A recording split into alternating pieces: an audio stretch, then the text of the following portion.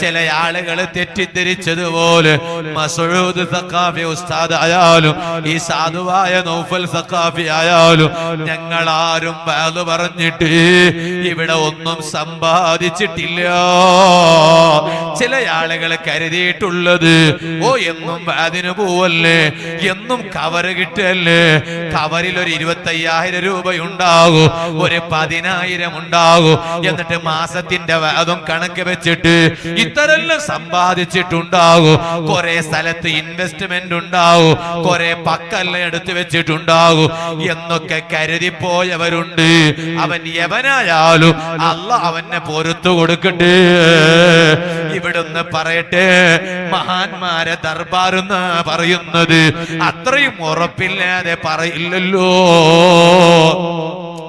എന്നാൽ ഞങ്ങളെ അതുകൊണ്ട് ഞങ്ങൾ ദുനിയാവിൽ ഈ നിമിഷം